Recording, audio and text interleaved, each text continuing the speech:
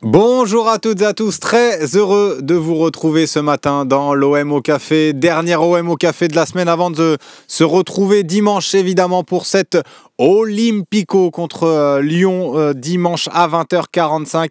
Écoutez, je vous vois déjà motivé à l'idée de jouer cette rencontre, même si vous n'allez pas la jouer, mais je vous sens vraiment gonflé à bloc pour cette partie. Et puis bah écoutez, on va se saluer. Ninedja, bonjour, coquin de sort également. OM Massilia, non, tu vois bien, c'est pas Romain Herring ce matin dans l'OM au café. Eh oui, et non, c'est Slim.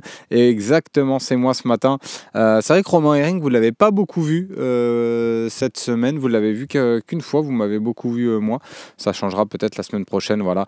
Saona 13 également qui est chaud, il nous le dit. Saona 13, je suis chaud pour ce match. L'ami Cornelius finalement suspendu. Ouais. Et puis d'ailleurs, on a fait un petit article ce matin sur le Fossé, enfin la une, coécrit par Sébastien Volpe et Romain Herring d'ailleurs.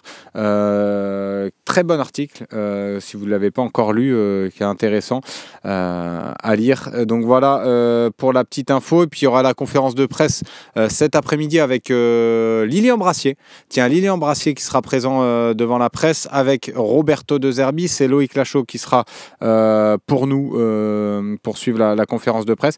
Donc voilà pour les petites infos. 13h30 la conférence de presse. Donc c'est pour ça l'OM au café va être un peu plus rapide que d'habitude ce matin. On va évidemment venir et faire un beau petit avant-match quand même ce matin, et on va parler de ce match de Lyon, et puis je vous ferai un petit quiz quand même pour terminer. On va terminer en beauté, mais voilà, on va faire un petit OM au café sympatoche, et puis voilà, Kondo en défense centrale. Tiens, Poire-Grasse qui nous pose la question d'entrée de jeu, je vais y répondre. Pour moi je ne pense pas, en tout cas ce serait pas la compo que je donnerais, et je mettrais pas Kondo derrière. Tiens, on parle de Romain Herring qui est à Lyon, mais il n'est pas à Lyon en plus, honnêtement. Hein. Sincèrement, il n'habite pas du tout à Lyon. Il habite peut-être même à 1h et demie de Lyon, donc c'est pas exactement ça. Donc voilà, je vous vois content en plus de savoir qu'il y a un petit quiz à la fin, donc ça me fait plaisir, je l'ai préparé ce matin. Ça sera deux petites questions, donc voilà, on va terminer en beauté, et puis on essaiera de prendre au moins un intervenant ce matin, dès que le numéro s'affiche, vous pourrez appeler évidemment pour qui me donne son ressenti sur le match contre Lyon, et un petit peu son prono, et puis comment il voit le match. Tiens, dis-nous, tu as eu ce pull, on va faire un point mode. C'est un Sandro, ce pull. Sandro, ça fait peut-être un an et demi que je l'ai. Ça fait un moment. C'est pas la collection de cette année. C'est une ancienne collection. Donc voilà, Sandro. Tiens, Alex Bess, parce que on va prendre également le message de tout à l'heure, la Poire, qui nous disait également Kondogbia derrière, Murillo, Brassier, Balerdi, Rongier derrière. Tu vois, moi c'est exactement la compo que je mettrais, Alex Bess. C'est tout à fait ça. Alors je te vois mettre plusieurs points d'interrogation, mais moi je partirais sur cette défense-là. En tout cas, je resterai sur le même 11 que contre Nice. Honnêtement, tu vois, tu me demandes, Monsieur John, tu vois qui à gauche pour dimanche. Moi, je reste sur le même 11 que contre Nice pour l'instant. Donc, on va voir ce que va décider Roberto De Zerbi, mais ça va être un match intéressant. Alors Lyon ne réalise pas forcément un très bon début de saison, mais je pense que c'est une équipe qui peut être quand même meilleure que ce qu'elle a montré depuis le début. Contre Lens, elle n'a pas fait un si mauvais match que ça. Je me suis refait le match en plus contre Lens pour bien analyser cette équipe.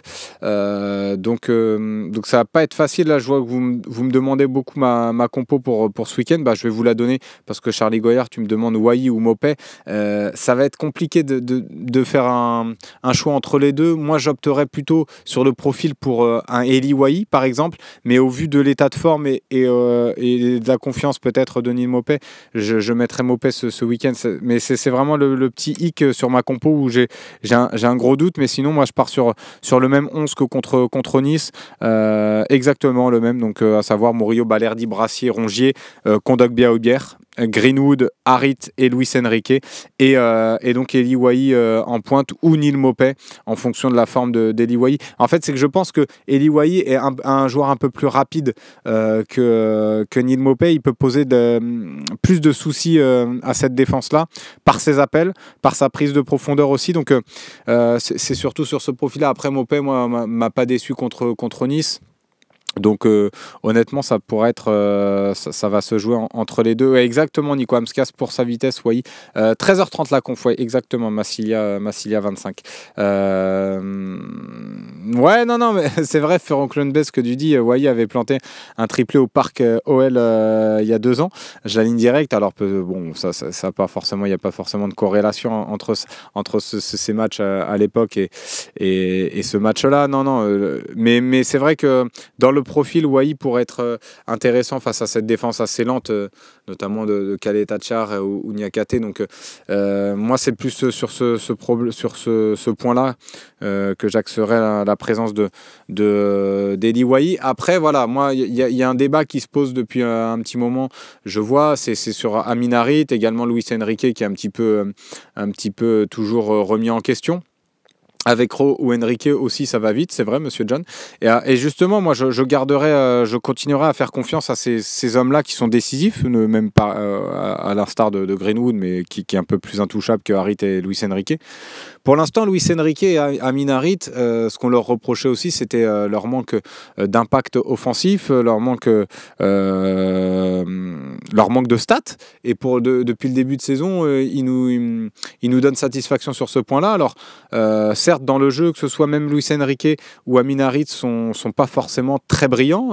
Harit, moi, je trouve son influence dans le jeu depuis le match contre Brest, qui est un peu sur la pente descendante. Mais toujours est-il qu'il est décisif. Donc pour moi, ça va être aussi un petit test, là, ce match contre Lyon pour ces deux hommes-là, sans vouloir tout remettre en question non plus. Mais si jamais ces joueurs-là sont pas forcément performants contre Lyon et ne marquent pas ou ne sont pas décisifs, peut-être aussi ce sera le moment d'essayer autre chose et de tenter un Ismaël Koné pour Amin Harit titulaire.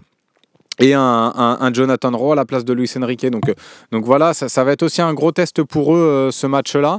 Après, voilà, c'est positif aussi qu'on ait des joueurs sur le banc qui sont capables et qui sont armés pour concurrencer les titulaires. Donc moi, je vois ça d'un bon œil, en tout cas, cette concurrence depuis le début de cette saison-là. Mais en tout cas, pour ce match contre Lyon, moi, je donnerais encore la prime à la confiance et à Amin Harit et Luis Enrique sur l'attaque. Non, mais moi je critique pas Enrique, honnêtement. Après, sur son match, si on veut juste se satisfaire des buts, on peut, mais il faut aussi analyser un peu plus en profondeur la rencontre. Et c'est vrai que, hormis ses buts, mais c'est déjà important, hein, au final, il est sur les 2 buts. Hormis ses buts, c'est vrai qu'il y a encore beaucoup de déchets et on va demander plus quand même à un ailier à l'OM, mais c'est positif en tout cas, et il est en progression constante depuis qu'il est revenu à l'OM l'hiver dernier, donc on peut pas l'enlever du 11 aujourd'hui, et c'est pareil pour Harit. On critiquait beaucoup son manque de stats. Aujourd'hui il est décisif, moins influent je trouve dans le jeu, évidemment, moins bon également dans le jeu, mais je trouve qu'en tout cas dans l'attitude il répond présent. Mais lui aussi, c'est pareil. Si derrière, si en plus d'être moins influent, il est pas décisif. Là, pour le coup, sa titularisation poserait question. Et peut-être que là, ça sera le moment de tester un Ismaël Koné, par exemple. Mais je pense que moi, en tout cas, sur ce match-là, je continuerai à faire confiance au même 11. Saona 13, tu signes pour un nul ou faut aller chercher les 3 points? Non, je pense qu'on est en capacité d'aller chercher les 3 points, honnêtement, contre Lyon. Mais je le dis, ça sera pas un match facile parce que j'ai vu leur match contre Lens, je pense qu'ils vont faire à peu près le même match, c'est-à-dire que ça va être un bloc assez bas, assez compact, hein, en 5-3-2, mais parfois, par moment, par bribes, ils sont capables d'aller assez chercher haut. Ils l'ont très bien fait d'ailleurs contre Lens, où à l'inverse du 5-3-2, ils se retrouvaient plutôt en 3-4-3, et ça a vraiment gêné les relances lensoises. Et quand on sait que nous aussi on a du mal à se sortir du pressing adverse, dès qu'on a été un peu sous pression, on a été un petit peu en difficulté. Je pense que là-dessus ils peuvent nous poser des soucis, surtout si on a le ballon. Mais je pense qu'en tout cas avec l'effectif et la confiance qu'on a, on est capable d'aller leur poser des problèmes parce que eux aussi défensivement le bas blesse pour eux. Donc quand je vois Khaled Tachar, même Tolisso, alors le petit truc c'est que Tolisso pour l'instant est donné titulaire. Moi si j'étais à la place de Pierre Sage, je mettrais quand même Jordan Verretou. Parce que, alors techniquement c'est un peu en dessous de Tolisso, Verretou, mais je pense que dans l'abattage ou même dans le, comment dire, dans le volume de course, il sera plus important et plus essentiel qu'un Tolisso, et il peut nous poser plus de soucis à notre milieu de terrain. Donc voilà, en tout cas de ce que j'ai vu. Après sur l'attaque, moi je vois pas Mikotadze débuter, je verrais plutôt Orban comme contre Lens, parce que c'est un attaquant qui peut nous poser problème. Contre Toulouse, on a aussi été en difficulté sur le début de match, souvenez-vous, dans la profondeur. Dans l'appréciation aussi des trajectoires, et Orban contre Lens, il a su faire parfois des appels dans la profondeur qui étaient intéressants. Il a des déplacements aussi très intéressants.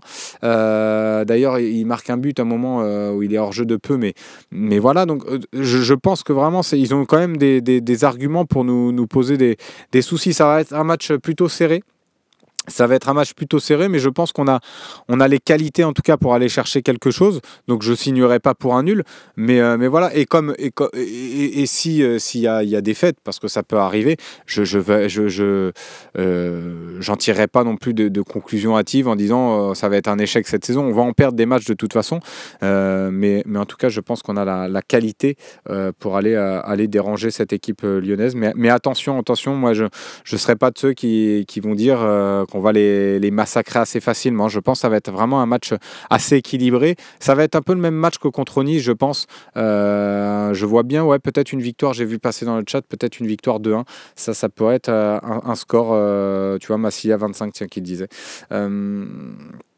Enrique, le Fabrice Abriel qui nous porte sur toute la première partie de saison pour viser le titre.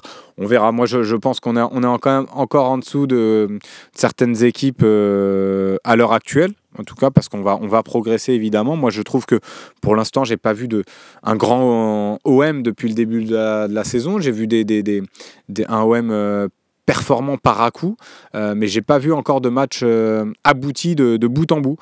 Donc voilà, mais après, pour parler de titre, je pense que c'est un peu tôt. Tu vois, j'ai vu Monaco hier, j'ai regardé leur match contre le Barça. Alors, certes aidé par l'expulsion rapide du défenseur barcelonais, mais même avant l'expulsion, ils avaient la main mise un petit peu sur ce match. Ils étouffaient l'équipe du Barça. J'ai trouvé vraiment un très bon match de Monaco. Leur milieu, la Zakaria, que j'avais déjà vu, on en avait discuté en plus avec Romain Canuti. Leur milieu Camara Zakaria, là, que j'avais vu contre Auxerre. C'est très très costaud. On parle de notre doublette, nous, à l'avenir, Rabiot-Højbjerg. Là aussi, Camara Zakaria, c'est pas mal. Donc voilà, moi je ne vais pas m'enflammer encore une fois à parler de titres, tant qu'en plus on n'aura pas vu un OM maîtriser ces débats pendant toute une rencontre. Pour l'instant, on est encore en rodage, selon moi. Ouais, impressionnant Monaco hier, je suis d'accord avec toi, Loïc Lucho, très bon match. Tiens, 196 98 400 non c'est ça 196 98 404 405. Je préfère perdre contre Auxerre que les quenelles, mais on va les manger 4-1. Note bien. Bah écoute, je vais le noter.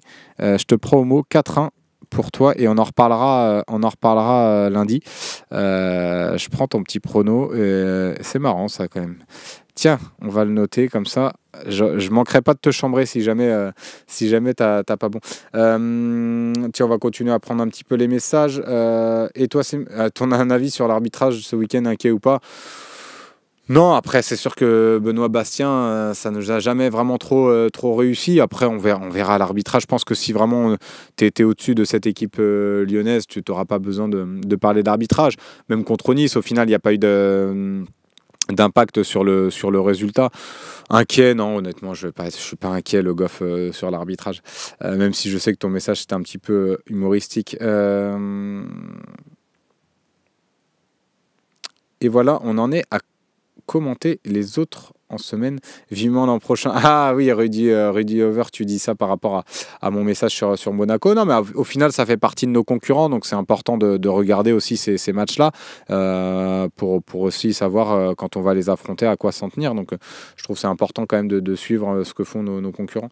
David Lawid, l'équipe monte en régime et la marge de progression est large, donc nos joueurs doivent continuer à monter en puissance et que tout le monde soit concerné par l'équipe et les résultats. Tout à fait. Penses-tu, ça nous a moins réussi qu'appartient à arbitrer les grands matchs et qu'on a souvent perdu contre les gros. Ça, c'est aussi vrai, Hugo Bondu. Ça, c'est aussi vrai. 0% de chance de voir le Duc ce week-end. Le Duc, alias Adrien Rabiot, alias le Duc. Non, je pense de toute façon, il l'a dit très bien en conférence de présentation cette semaine, là, en milieu de semaine. Je pense qu'il n'est pas du tout au point physiquement, même s'il a dit qu'il s'était entraîné de son côté. Honnêtement, le rythme d'un match, l'intensité d'un match, c'est tout autre. L'intensité aussi des entraînements de Roberto De Zerbi est tout autre. Donc, non, je pense qu'il n'est pas prêt pour ce match-là. Alors, peut-être qu'il va le mettre sur le banc ou le mettre dans le groupe pour vraiment l'intégrer. Mais je ne pense pas qu'il jouera ce week-end, même si, en plus, si lui l'a dit, Rabiot, c'est que vraiment, il est pas au point physiquement pour jouer. Et en fait, je pense que lui, il veut être vraiment à 100% physiquement parce qu'il sait qu'il va être attendu au tournant.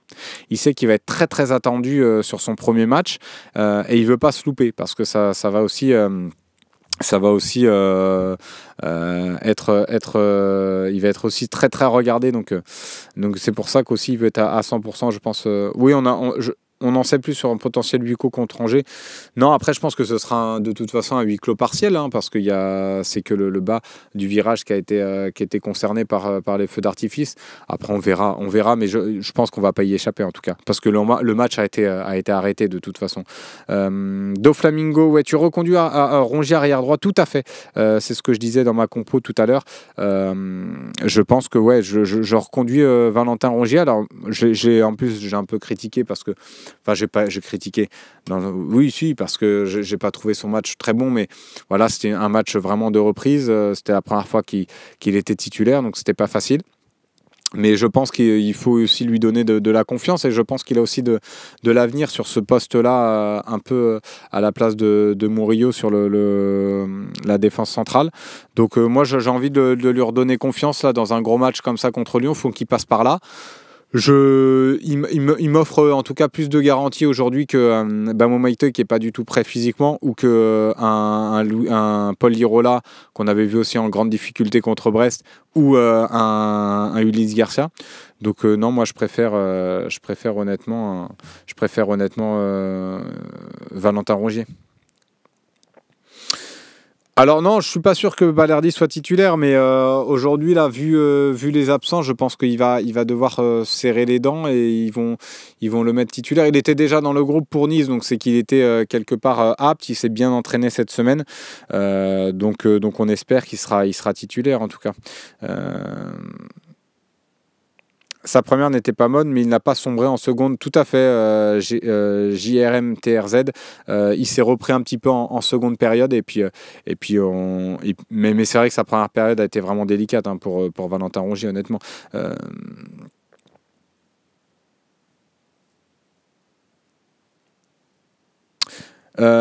Slim, peux-tu nous dire combien de matchs de suspension a pris Cornelius finalement? Il a pris qu'un match de suspension. En plus, c'était un deuxième jaune, donc il n'a pris qu'un match de suspension. Il sera suspendu là contre Lyon. Contre Lyon automatiquement, mais c'est qu'un match de suspension pour notre ami Cornelius, qu'on retrouvera du coup pour le déplacement à Strasbourg le week-end suivant. Est-ce que cela va booster ou réveiller Kondogbia? Il fera un match à Lyon, vous verrez, il fera un bon match à Lyon, vous verrez. Ludom 30 qui nous dit ça, le fait que l'arrivée peut-être de Rabiot va piquer un peu Kondogbia, c'est comme ça que tu le dis, j'imagine. Moi je trouve que Kondogbia fait plutôt un bon début de saison. Alors, dans la récupération, je trouve qu'il est important. Après, dans l'utilisation du ballon, il a encore beaucoup de déchets. On en parlait en plus avec pour tout vous dire et rien vous cacher, on se cache rien. Avec Michel Aliaga, on en a parlé avant la conférence de presse de Rabiot.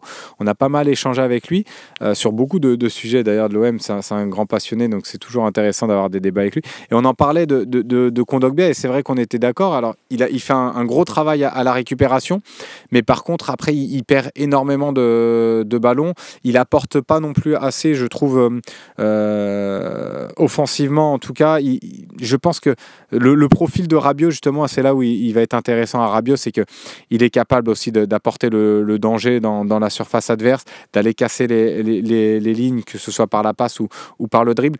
Donc c'est là où il y a cette petite différence avec Geoffrey Kondogbia, où il n'est pas forcément capable de le faire. Et ça va un peu nous manquer, je pense, contre Lyon, d'avoir un milieu capable comme ça de casser les lignes. Mais après, c'est vrai que tu as aussi Højbjerg et sa qualité technique à côté, qui est capable de le faire un peu plus par la passe. Mais c'est vrai que Kondogbia, c'est ce qui lui manque un peu, mais c'est pas son profil quelque part, donc on va pas lui demander de s'inventer une vie. Ça n'a jamais été un joueur non plus qui apportait vraiment beaucoup offensivement, mais à la récupération, je le trouve quand même essentiel depuis le début de la saison.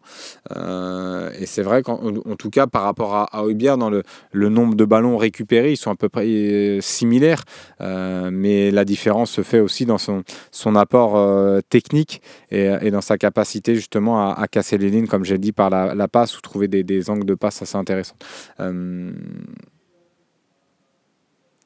Ouais, alors vous voyez, hein, il y a le petit numéro qui a été lancé.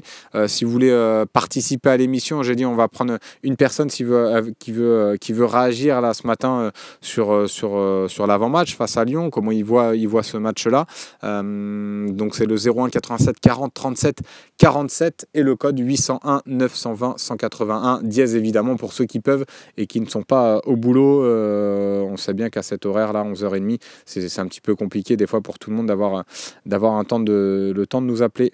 Slim, as-tu déjà eu un retour sur le niveau de Delange à l'entraînement? J'aimerais bien le voir, oui, ok, mais avec beaucoup de chance, j'ai l'impression.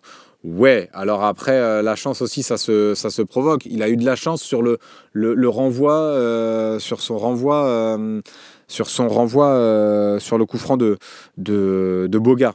Là, il a eu de la réussite après coup parce qu'il a vraiment de la chance que le ballon ne file pas dans sa cage et atterrisse sur le poteau. Mais sinon, je trouve qu'il fait vraiment un bon début de saison. Il y a cette petite erreur contre Toulouse, sans grand impact. Mais non, honnêtement, je trouve pas qu'il ait une chance incroyable sur ses arrêts. Il la provoque aussi. Donc, non, pour l'instant, après, là, un retour, non, j'ai pas eu de retour sur le niveau de Delange, honnêtement, à l'entraînement.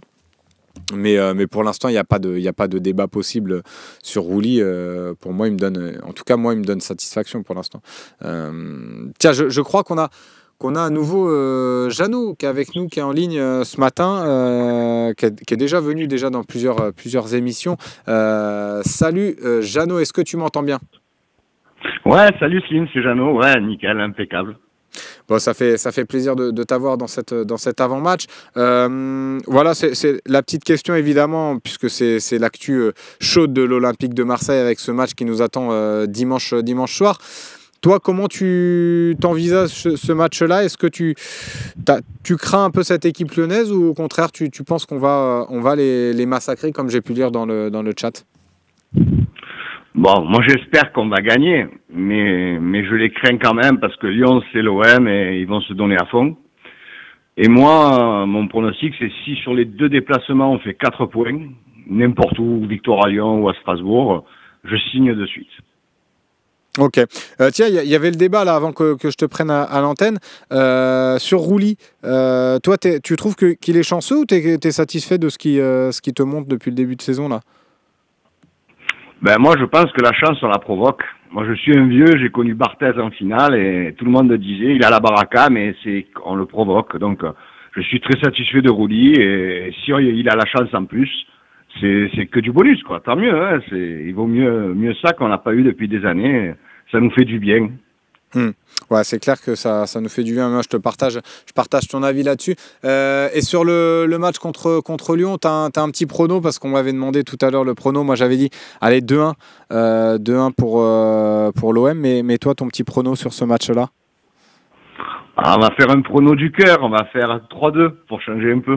3-2, mais et la raison, et le prono de la raison? Le prono de la raison, je pense qu'il y aura 1-1.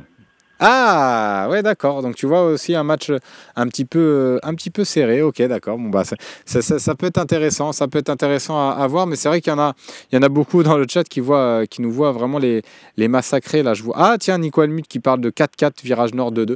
Bon, en tout cas, merci beaucoup. Merci, Jeannot, d'avoir été au téléphone avec nous ce matin. C'est toujours un plaisir. Et puis, bon match. Est-ce que tu es avec nous au Gold Eagle dimanche?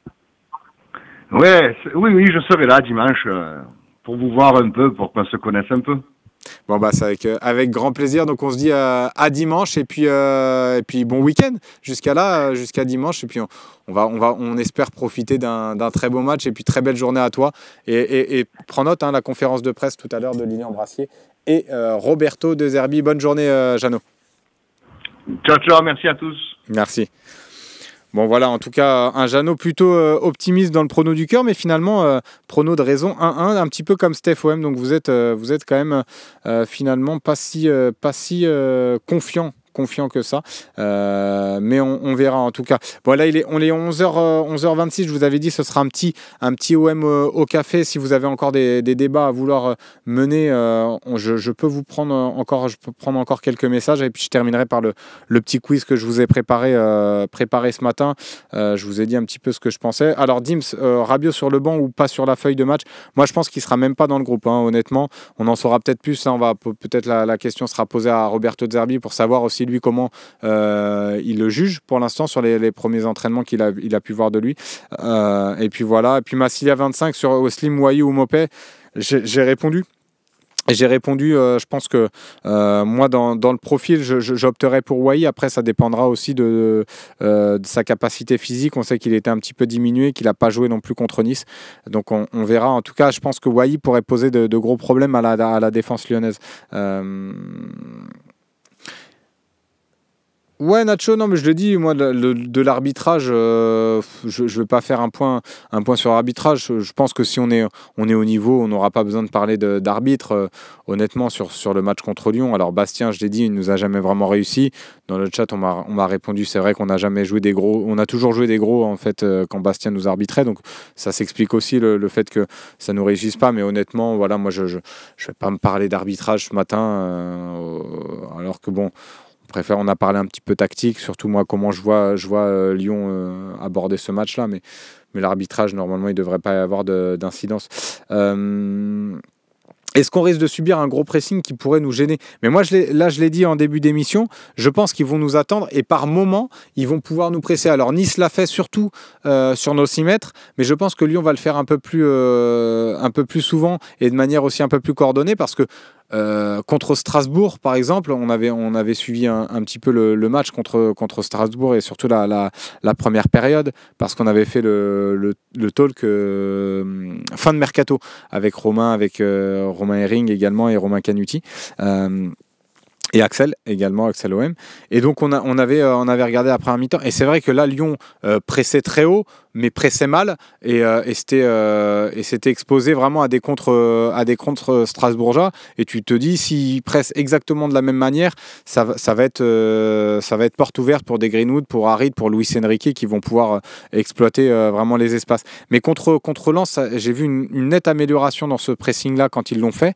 Ils étaient vraiment plus compacts et plus en bloc. Et ils l'ont très bien fait. Donc je pense que moi, si vous voulez vraiment vous baser un petit peu et vous faire une idée du Lyon qu'on va avoir contre l'OM, refaites-vous le match contre Lens si vous pouvez sur DAZN si vous êtes abonné. Et vous allez voir que par moments, ils ont été capables de nous presser assez haut. Ils ont été capables de presser Lens assez haut et ça a mis en difficulté Lens qui n'a pas su répondre à ce pressing-là. Et par moments, ils étaient très bas et un bloc compact, hein, vraiment une ligne de 5, 3 et les deux de devant dans leur camp. Donc voilà, je pense que ça va être vraiment, va falloir s'attendre à ce type de match-là et je pense que ça va être un match assez un petit peu fermé. Donc voilà pour ma réponse sur le match auquel je m'attends ce week-end. Ouais, alors Steph OM, c'est vrai que ce serait bien d'avoir une réponse langue de bois, mais bon, ça, tu peux pas savoir. Mais lui a répondu, hein, de toute façon, il t'a dit qu'il n'était pas prêt pour l'instant. Donc, moi, je pense honnêtement que ce sera pour le match d'Angers. Il sera prêt pour le match d'Angers. Il sera dans le groupe.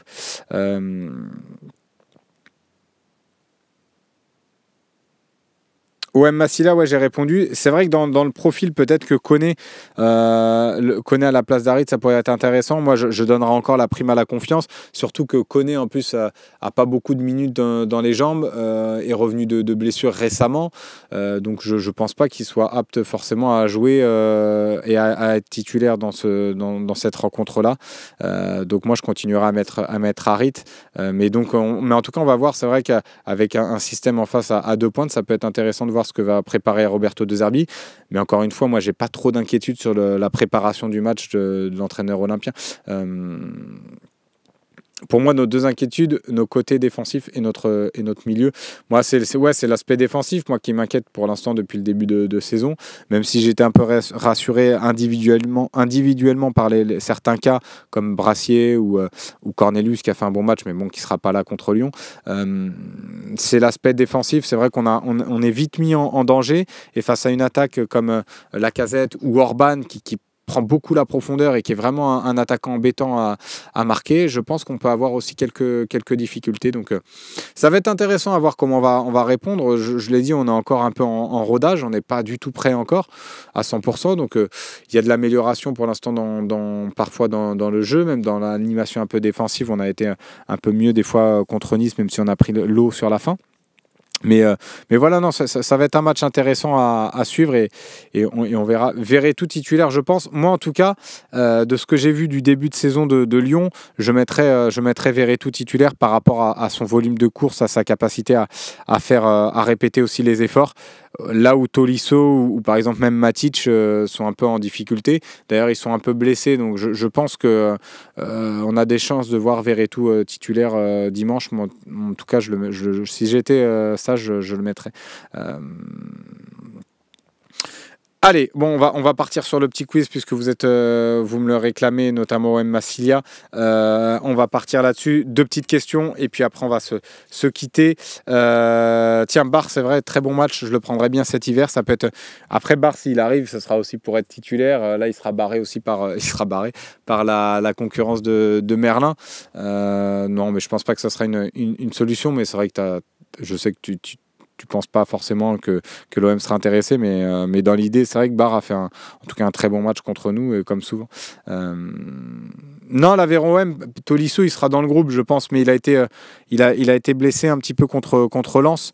Mais même hormis sa blessure, je pense que Verretou sera plus utile que Tolisso sur ce match-là.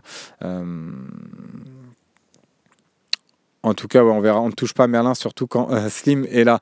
Non, mais vous voyez, moi, l'année dernière, vous me parliez de manque d'objectivité la saison passée sur Quentin Merlin, parce que c'était un joueur que je voulais à l'OM. Et finalement, aujourd'hui, ça me donne un petit peu raison, son début de saison. Donc, ça demande encore confirmation.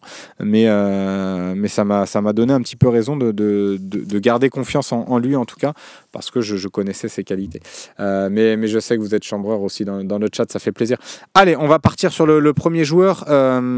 Si vous êtes prêts dans le chat pour écrire vos réponses, dites-moi si vous êtes prêts. J'ai hâte de voir jusqu'où peut progresser Luis Enrique, tout à fait. Et j'ai hâte de le voir aussi sur un match comme contre Lyon. Tu vois, par exemple, contre Nice, moi, globalement, honnêtement, son match, j'ai pas trouvé bon, mais en tout cas, il te met un but extraordinaire et il te permet aussi d'être un peu plus serein sur la seconde période, et il est impliqué aussi sur le premier but. Donc voilà, mais je vais attendre un peu plus de lui puisqu'on voit qu'il est en train de progresser, de prendre une autre dimension. Je vais attendre un peu plus de constance aussi dans ses matchs. Donc voilà, mais c'est positif, comme je l'ai dit, c'est positif de voir aussi son évolution, et il est en nette amélioration. Tac, alors bon, je pense que vous êtes prêts dans le chat. Allez, c'est parti, on va commencer par le premier. Il a une petite carrière sympa, surtout en France, mais il y a eu quelques clubs à l'étranger. Donc il débute sa carrière à Niort, ensuite il va rejoindre le Racing Club de Strasbourg, puis Lyon. Et il enchaîne Lyon et il va à l'Olympique de Marseille, ensuite à Auxerre, à Levante, au Paris Saint-Germain et à New York. Qui est-il ? Là, si vous l'avez, mais je pense que vous allez l'avoir. Je pense que vous allez l'avoir parce que vous êtes plutôt bon dans le chat. Hein. Vous êtes, depuis que je fais ces quiz-là, vous êtes assez bon. Vous avez une bonne culture olympienne et c'est vrai que ça fait plaisir. Tiens, Louis Ndoula, vous l'avez tous. Vous l'avez tous. Hein. Il n'y en a pas un seul qui s'est trompé. Ah si, il y a Dims 350 qui nous met Fanny. Non mais Fanny, déjà il n'a jamais joué à Lyon. Et c'est pas Maurice non plus au M Pacifique. Non, il y a eu quelques petites erreurs, mais sinon c'est Peggy, Louis Ndoula, Peggy la cochonne. Voilà, donc Louis Ndoula. Prem, c'est Silvo M 32 qui nous l'a annoncé. Bravo à toi Silvo M 32. Donc bravo pour le Peggy. Oui, tu l'avais dit tout à l'heure, tu l'as dit il y a 5 minutes Steph M. Quand je l'ai vu, je me suis dit il a lu dans mes pensées. Non, Louis Ndoula, arrivé avec Pedretti, Mitroglou, virage nord, non quand même pas, il n'a jamais joué à Lyon, Mitroglou. Bravo Silvo M, donc premier à avoir répondu sur cette question. Et on va partir sur le deuxième quiz, on va terminer là-dessus d'ailleurs. On va partir sur un joueur qui a commencé sa carrière à l'OGC Nice, ensuite il va à Monaco, puis retourne à Nice. Après il va au Paris Saint-Germain, à Parme, à Lyon, à l'Olympique de Marseille et il termine à nouveau à l'OGC Nice. Qui est-il ? Cyril Rolle, non. Bubur. Ben Arfa, non plus. Steve Marlen, non. Anderson, non plus. Ben Arfa, non plus. Ouais, c'est bon, vous l'avez. Vous l'avez, Alfredo 80, OM Pacifique, Loïc Lucho, Nico Amskas qui a été le premier à le donner d'ailleurs. Nico Amskas, bravo à toi. Daniel, bravo, exactement. Vous avez. J'ai fait exprès de le mettre parce que vous l'avez beaucoup critiqué après ses commentaires contre Nice. Je me suis dit, allez, ça va être un petit clin d'œil sur ce match-là. Donc, c'était bien. Oui, Nico Amskas, t'inquiète pas, je l'ai dit, c'est bien toi le premier. Bravo, Baba. En tout cas, bravo à vous parce que vous avez été plutôt performant sur ce petit quiz. Bon, c'était pas le quiz le plus compliqué non plus. Donc, on a bien terminé là-dessus cette émission. Voilà, 11h37. Donc, prenez note. La conférence de présentation de Lilian Brassier et Roberto De Zerbi, évidemment, la conférence de presse avant Lyon Olympique de Marseille ce week-end à dimanche. Pour ceux qui ont encore... je ne sais pas s'il y a encore des places disponibles. D'ailleurs, je m'avance peut-être un peu trop. Mais en tout cas, voilà. Pour ceux qui seront avec nous au Gold Eagles, bienvenue au Gold Eagles. Et rendez-vous donc dimanche au Gold Eagles pour suivre le match et avoir cet avant-match, ce match commenté. Il y aura Idriss également en plateau avec nous.